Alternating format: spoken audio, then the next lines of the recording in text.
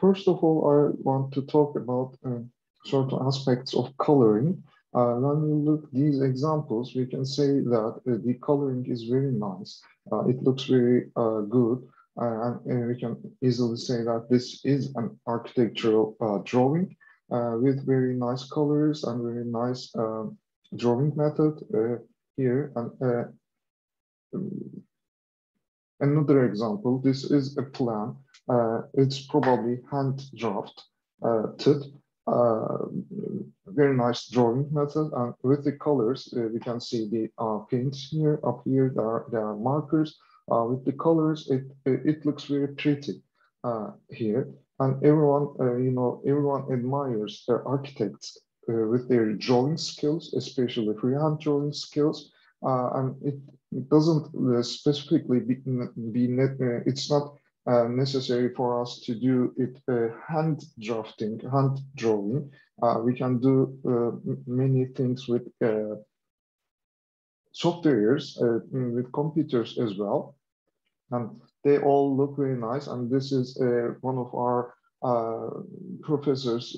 She used to be Professor Dr. Deniz Erin Selena. She used to be in the academic staff of Yıldız Technical University, Department of Architecture. And this is her design for Davutpaşa campus area students club. And you can see that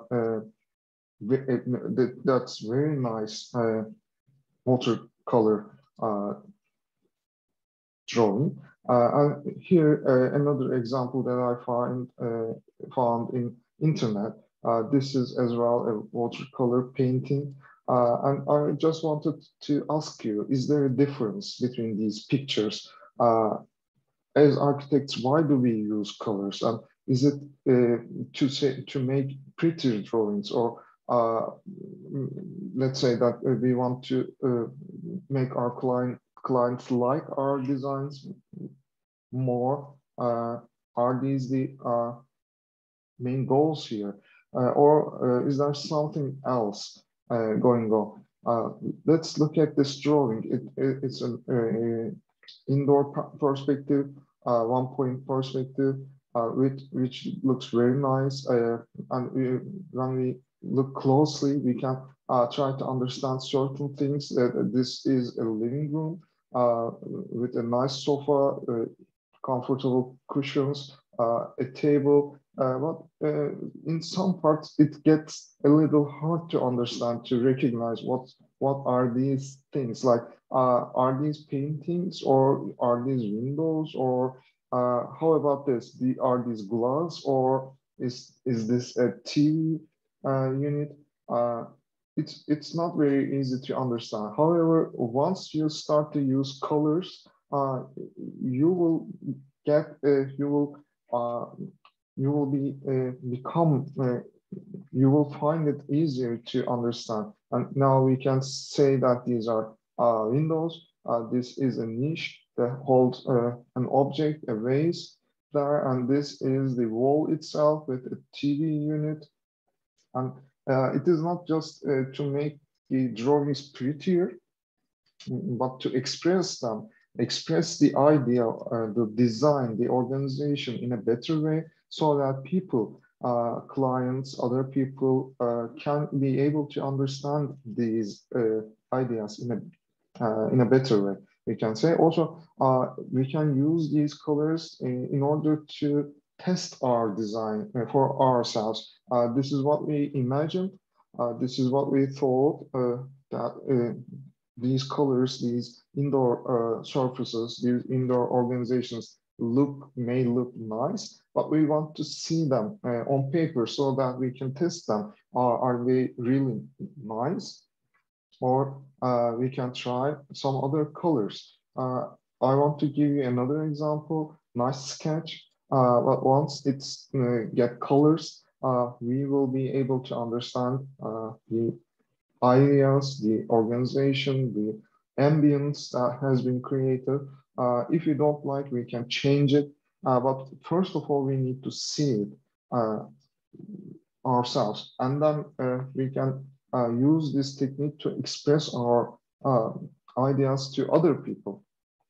There is a big difference between two of them. So this goes same for the orthogonal projection as well. It doesn't have to be perspective specifically.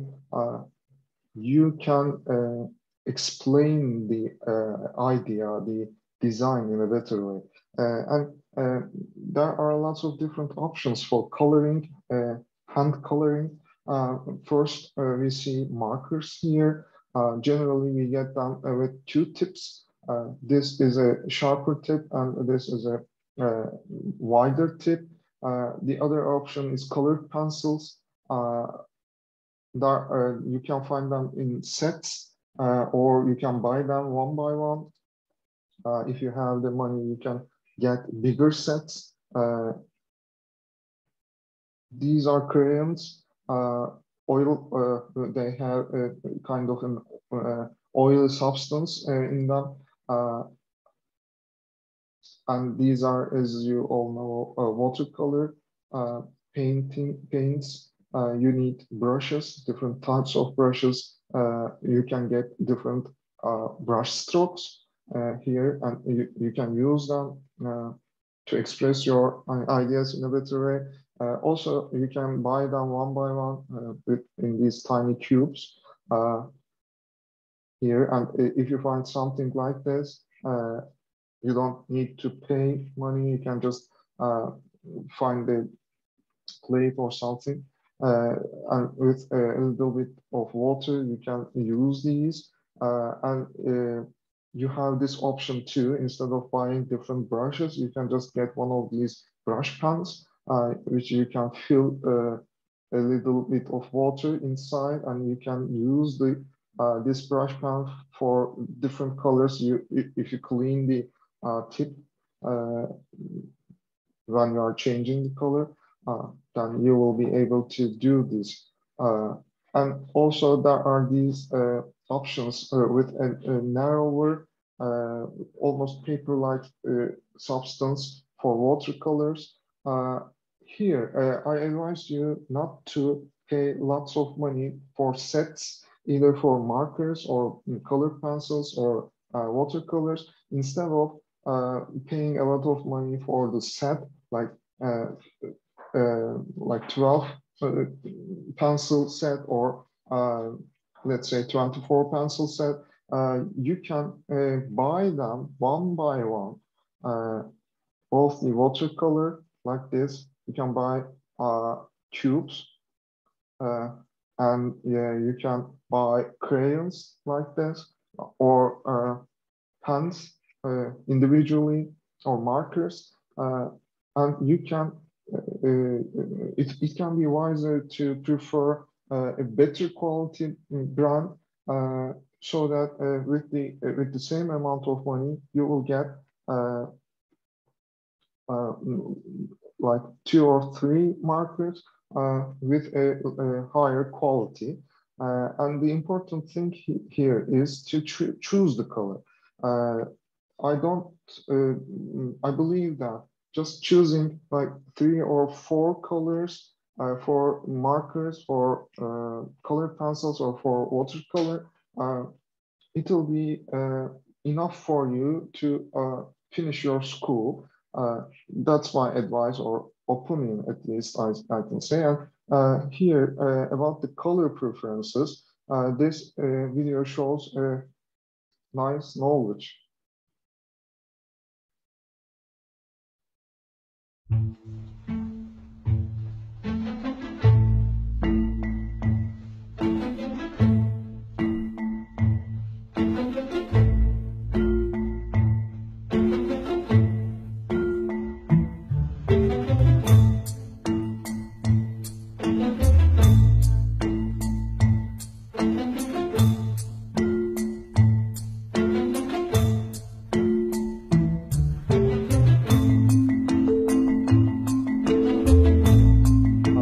This part is really important in my opinion, because after this video, I will be advising you to choose not the primary colors, but the secondary or tertiary colors. And you can use gray to change the shade of the color. Generally, we prefer instead of bright primary colors, we prefer colors with a little bit gray in them, which we call pastel tones or soft tones or soft shades.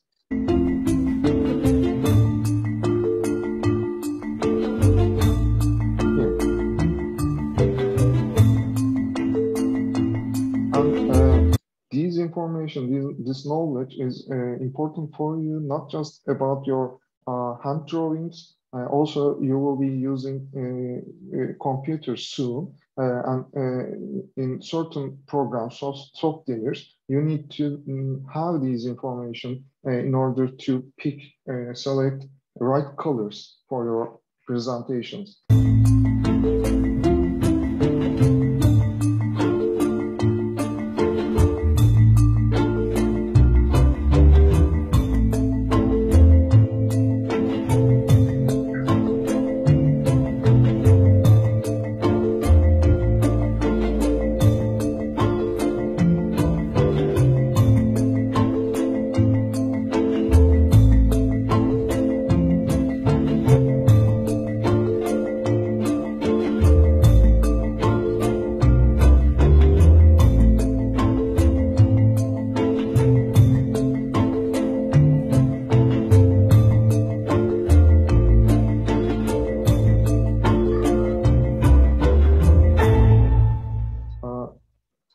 After this, you need to pick 3 or 4 colors before you go shopping. And generally, these colors are not very preferred by architects. Instead of these primary colors, we mostly go for the secondary or the other types of the shades. And there is a reason for that. And I'm not just saying do not use these colors. You can, of course, use them, but you need to be careful about that. And that's in general, we prefer these shades. You can find color palettes in Pinterest like this.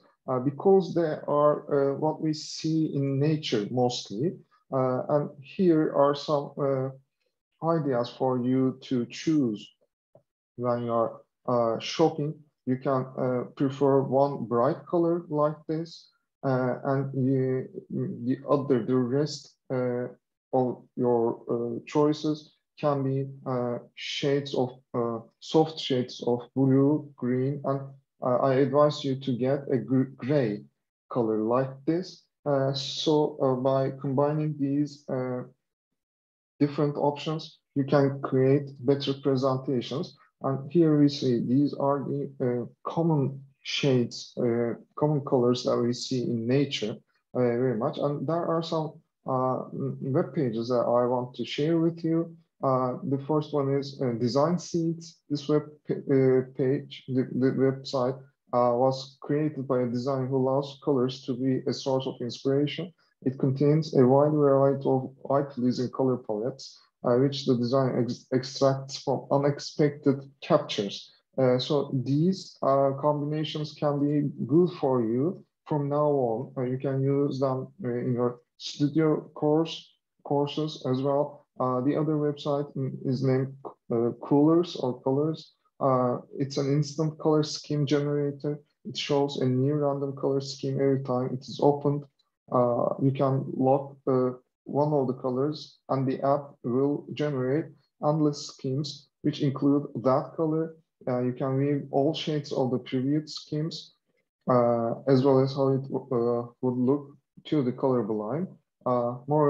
Moreover, you can upload your own photos and it will form a palette of your of this color. And here we have Color Snap. It's a Google Chrome extension. You just upload a picture, or you can find a picture that you like, and it will give a list of colors for you.